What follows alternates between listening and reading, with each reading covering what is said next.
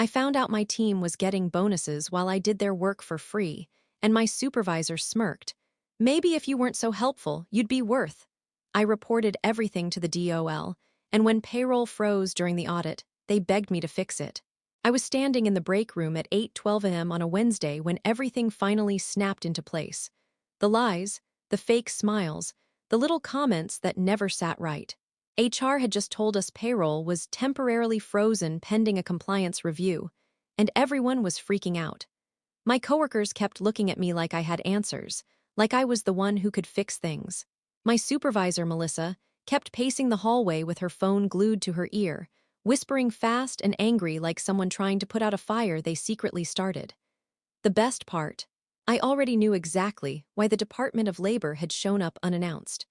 I knew why the auditors were dragging out boxes of old time cards and asking to interview staff one by one. I knew why Melissa suddenly looked like she was about to throw up. Because I'm the one who lit the fuse, quietly, carefully, and with months of receipts. But that morning, while chaos swirled around me, I wasn't feeling triumphant yet. I wasn't smiling. I wasn't even breathing right. I just stood there, staring into my coffee, trying to keep my hands from shaking. Because watching your workplace implode, knowing damn well you were pushed this far, is a different kind of numb. Things had been building for months before this. I'd been the reliable one, the team player, the person who picked up every dropped ball and smoothed over every crisis. I trained new hires who got higher pay than me. I covered shifts. I skipped lunches. I stayed late. I did all of it without ever once thinking I needed to track every unpaid hour, until the day Melissa made that comment. It was 2 months earlier. I had just finished staying 2 extra hours helping a new guy, Brandon, fix a mess in the warehouse. I was tired, sweaty, starving, and ready to go home when I overheard the team talking about their bonuses. Actual bonuses. Not gift cards, real money, bonuses I didn't get. When I asked Melissa about it, she didn't even try to sugarcoat it. She just actually smirked, and said, "Maybe if you weren't so eager to help everyone for free, you'd be worth more on paper." I swear something inside me went cold. Not angry, not sad, just cold like someone had flipped a switch I didn't know existed. I didn't argue. I didn't defend myself. I just walked away, sat in my car, and stared at the steering wheel until my vision blurred. That was the night I started documenting everything. Every unpaid minute. Every email telling me to just clock out and finish up real quick. Every time someone asked me to train another person while making less. Every time Melissa asked me to not make it a thing when they messed up payroll. I didn't talk to anyone. I didn't vent. I stayed quiet, polite, dependable. I let them believe I was still the same person who would go the extra mile for nothing. Meanwhile, I was building something they couldn't see, a record that showed exactly how they'd been breaking the law for years. And now here we were, audit day. The DOL agents walked past me again, this time carrying Melissa's binder of schedules. She looked pale, she looked like she might cry. And my coworkers, they were whispering about something I couldn't quite hear. One of them finally walked over to me slowly, eyes wide, and said, "They're asking questions about you. About your hours, about who told them to come." I froze, because I knew what I had done. But I had no idea what they had found. Before all this blew up, my life in Columbus, Ohio was painfully ordinary. I worked at a mid-sized distribution company on the east side.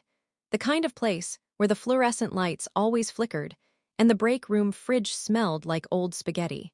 I'd been there almost 3 years, long enough to know everyone's habits, moods, and petty grudges. Long enough to know which managers actually earned their title and which ones just coasted.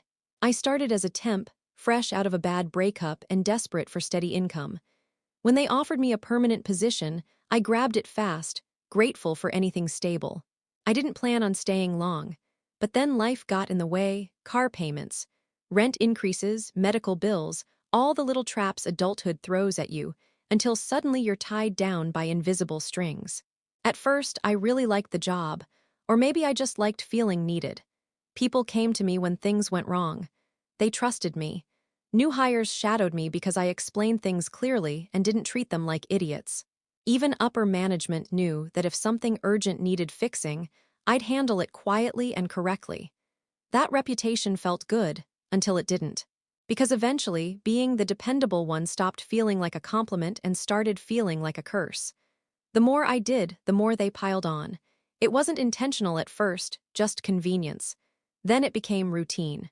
Then expectation. Before long, I was training people who made more than me. I was covering for coworkers who barely showed up. I was doing tasks that technically belonged to supervisors without getting the pay or the title. But I kept my head down. I didn't want to be difficult. I didn't want to lose the one stable thing I had left. Melissa, the supervisor at the center of this whole mess, didn't start off awful. When she first arrived from another branch, she seemed sharp, put together, confident. She talked a big game about fairness and structure. I liked her at the beginning. She was organized, direct. She actually praised good work, which was a shock in that place. But a few months in, she started slipping. It was subtle, little things, telling me to clock out and just finish up, asking me to train someone and then acting like it was my choice, so it didn't qualify for extra pay. She'd send late-night emails with, "Hey, can you handle this before tomorrow?" Expectations. She'd pull me aside and say, "You're the only one I can trust with this," which really meant, "I'm dumping unpaid labor on you." It got worse after Brandon joined. He was new, nice enough, but inexperienced. I spent hours helping him, walking him through mistakes, fixing problems he created because no one had trained him properly except me. That was also when the bonus situation started getting obvious. Brandon and others would talk about theirs casually, numbers that made me sick to hear, considering how much of their job I'd basically done for them. The day Melissa made that comment about me not being worth more on paper, something inside me cracked. But the truth is, the resentment didn't start that day. It just finally surfaced. Because deep down, I'd known for a long time that I was being used. Still, even with all that, I never imagined things would blow up the way they eventually did.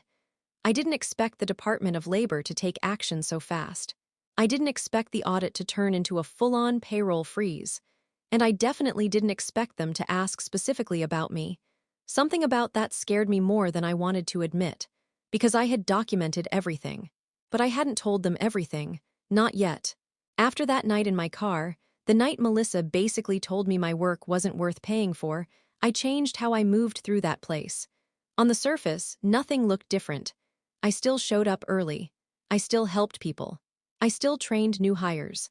I still responded to emails quickly and quietly fixed things before anyone higher up noticed.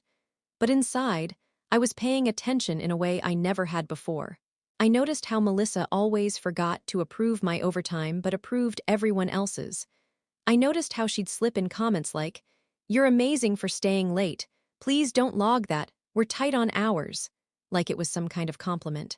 I noticed how HR always acted confused when I asked about missing pay, like the problem was my memory instead of their policies. And once I noticed those things, I couldn't unsee them. I bought a cheap spiral notebook and kept it in my car, hidden under the passenger seat. Every day before starting the engine, I'd write down the exact times I worked, real times, not the ones on my time card. I'd take photos of the schedule with my phone. I'd screenshot emails and save them to a personal drive. I collected everything: dates, times, conversations, patterns. Within 2 weeks, I had enough evidence to make any lawyer salivate. But I wasn't ready to do anything yet, not until things escalated even more. And of course, they did. It started with the mandatory voluntary overtime email. Yes, that's what they called it. Mandatory voluntary. We all knew what it meant. Come in early, stay late, don't complain, don't expect extra pay. When I brought it up to Melissa, asking if that was even legal, she shrugged and said, "It's only illegal if someone makes it a problem." That sentence sat in my chest like poison. Around the same time, Brandon messed up a shipment. A big one. Thousands of dollars worth of inventory mis-scanned and mis-labeled. When Melissa asked who trained him on that system, he immediately said my name, even though I'd told him multiple times that Melissa needed to walk him through that specific process because I wasn't authorized to. Melissa didn't care. She pulled me into her office and said, "You need to be more careful when you're showing people things. This is reflecting poorly on you." That was the moment I realized something important. She wasn't just using me. She was setting me up as the fall guy whenever something went wrong. After that, I stopped thinking in terms of documenting things just in case. I started thinking in terms of building a case. The final push came 3 weeks later. Payroll shorted me 8 hours, Not overtime, regular hours. When I emailed Payroll, they told me my timesheet didn't match the schedule, so they corrected it. When I forwarded the screenshots of Melissa telling me to come in early, Payroll said they needed confirmation from her. Melissa's response? She emailed back saying, "Op must have misunderstood. They were not scheduled at that time." I sat there staring at her words for at least a full minute, feeling my face heat up. She had rewritten reality in 2 sentences. That night, I didn't go home. I drove straight to a 24-hour coffee spot near Ohio State's campus, opened my laptop, and researched everything: wage theft laws, whistleblower protections, federal labor violations, how to file a complaint anonymously. By 2:37 a.m., I filled out the entire Department of Labor submission form and hit submit. I thought it would take months or that they might ignore it completely. I was wrong. 2 weeks later, the audit began. And the moment they walked in, the energy in the building shifted so hard it was like oxygen got sucked out of the air. And even though I knew I caused it, something told me this audit wasn't just about me. The day after the audit began, things got strange fast. Not just tense, strange. People were being called into the conference room one at a time. Some came out looking confused, others pissed, a few straight up scared. Melissa kept disappearing into her office for long stretches, only to reemerge with that brittle, fake smile she used when she was cornered. But the weirdest part was how certain coworkers started avoiding me. Not in an audit stress way, more like they knew something I didn't. They whispered in corners and shut up when I walked by. Brandon kept staring at me like he was waiting for me to explode. I didn't understand it until the third day of the audit. That morning, one of the DOL investigators, Evans, a quiet guy with a clipboard who looked like he'd rather be anywhere else, asked to speak with me privately. He wasn't intimidating, but he had that calm tone that makes you feel like everything you say is being recorded in invisible ink somewhere. We sat in a small office near the shipping bay. He asked standard questions at first. My hours, my duties, how overtime worked or didn't. I answered honestly, keeping my voice level. I didn't mention my complaint. I didn't need to. Then he flipped a page and said, "We've had multiple employees state that you were the one approving shift changes, assigning tasks, and managing portions of the floor. Is that accurate?" I froze, because I wasn't a supervisor. I had no authority. I never approved shifts or managed anything beyond what Melissa told me to handle. "I didn't approve anything," I said carefully. "I don't have permission for that." Evans nodded once. "That's what I thought. But your supervisor stated that you often took initiative and made decisions without authorization. She implied you may be responsible for several scheduling discrepancies." My chest tightened. She was blaming me, not in a subtle way, not miscommunication. She was outright claiming I had been acting like some rogue manager and messing up payroll. Evans kept talking, calmly flipping through papers. "She provided copies of emails she says you sent adjusting shifts, but several don't match the email records we pulled from the server." I felt sick, actually sick. Like my stomach was trying to crawl into my throat, because I had never sent any email adjusting anyone's shift. "I didn't write those," I said, my voice shaking for the first time. Evans looked at me with a softness that felt like pity. "We suspected that. The metadata is inconsistent, but we need you to be extremely clear. Have you ever edited schedules, approved overtime, or authorized employees to work off the clock?" "No," I said immediately. "Never," he scribbled something. "That's helpful, thank you." Helpful? I didn't feel helpful. I felt like someone had just slammed a door shut behind me and locked it. After he walked me out, I noticed Melissa watching from down the hall. Her expression was unreadable, tight jaw, narrowed eyes like she was calculating something. When I passed her, she smiled. Actually smiled. That thin, smug, silent smile she used when she thought she'd gotten away with something.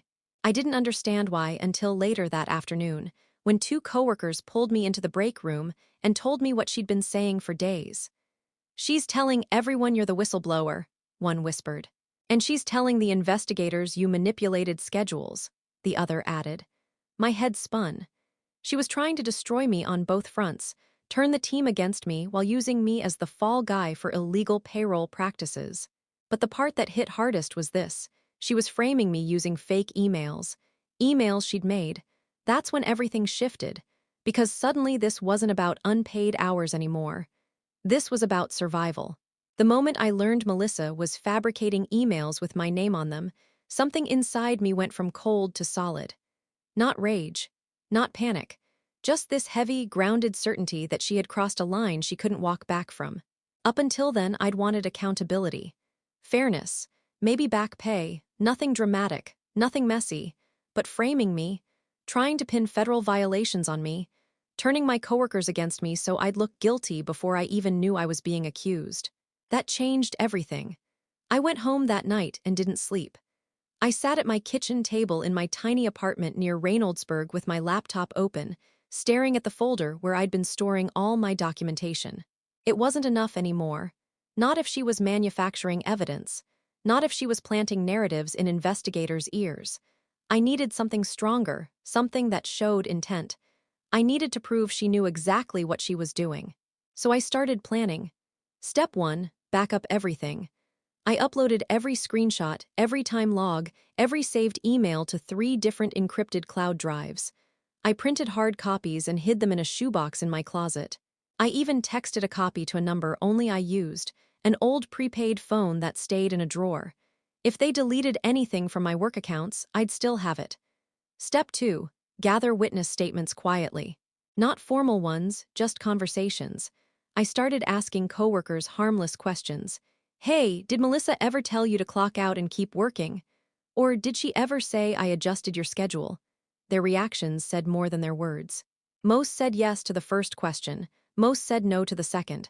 One whispered, she tried to get me to agree that you changed my shift, but I told her that didn't happen. That one sentence alone was dynamite. Step 3.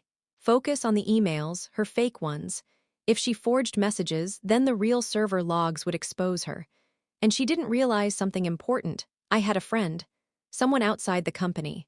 Someone who worked in IT security for a credit union in Westerville, and owed me a favor I never planned to cash in. Until now. I sent him a text. Hypothetically, how hard is it to check if an email was spoofed if I have screenshots? His reply came back fast.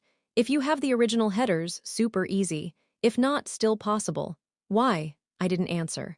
I just sent him the doctored emails Melissa gave the investigators, the ones coworkers had shown me on their phones. 5 minutes later. These aren't from your account. Different send path.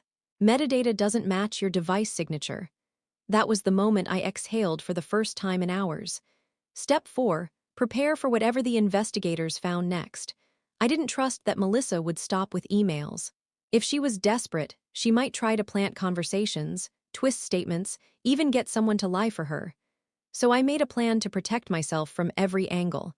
I wrote a full, chronological statement. Not to give to them yet, just so I could anchor myself in facts. I listed every time she told me to work off the clock, every time she assigned me supervisor-level tasks, every time she twisted something to make me look responsible for her decisions. Step 5. Set up a quiet channel with the DOL investigators, not an emotional rant, not accusations. Just a calm, factual message sent through their official contact link. I have reason to believe false statements may be given in my name.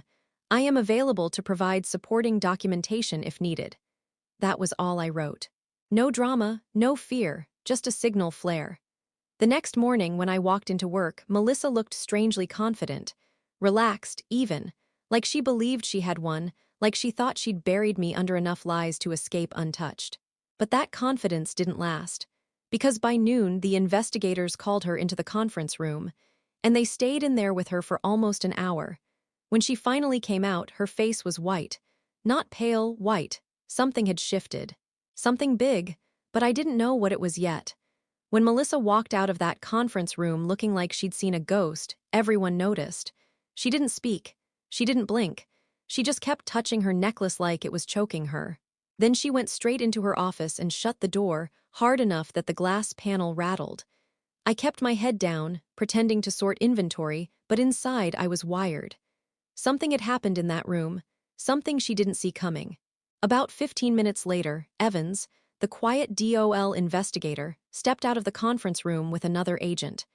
They looked not angry, not confused, more like they'd uncovered a piece of something bigger, something they didn't expect. They asked to speak with me again. This time, it wasn't in an office. It was outside, behind the loading dock where no one could overhear. The wind was cold, sharp. My hands shook, but not from the temperature. Evans didn't waste time.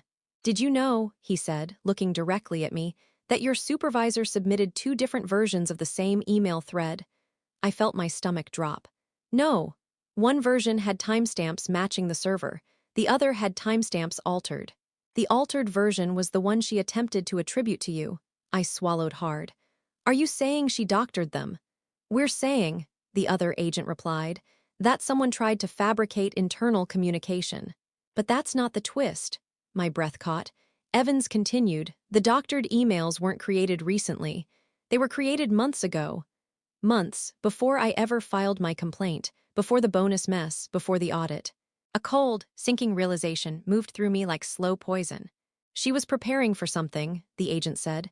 "We don't know what yet, but you were being set up long before the current issues began." I had no words. My throat was tight. My brain couldn't keep up with the way everything was tilting sideways. Evans lowered his voice. "There's something else. The audit didn't start only because of your complaint." I froze. "What do you mean?" "A second complaint was filed. Not by you, anonymous as well. Different writing style, different tone." He looked me straight in the eyes. "That complaint names you directly." A chill ran all the way down my spine. Someone else had reported our workplace too, but they tried to frame me as a rule breaker instead of a victim. Someone wanted the investigation aimed at me, and whoever did it wasn't Melissa. My voice came out thin. "Do you know who filed it?" "We can't disclose that," he said. "But we can tell you this. The second complaint included screenshots of messages supposedly from you telling employees to clock out early. The metadata is inconsistent with your device. And the timing," he paused, letting the silence sit heavy, "matches the same period when the forged emails were created." The world felt too loud, too bright, too sharp. Someone else was involved. Someone who had gone out of their way to make it look like I was the one breaking laws. Maybe someone Melissa trusted. Maybe someone who held a grudge. Maybe someone who wanted me gone long before this. But I didn't have time to process that because Evans wasn't done. "We confronted your supervisor with this," he said slowly. "She folded faster than we expected, and in her panic, she said something we can't ignore." "What?" I whispered. "That you were always meant to take the fall if things ever blew up." The words hit me like a punch right in the chest.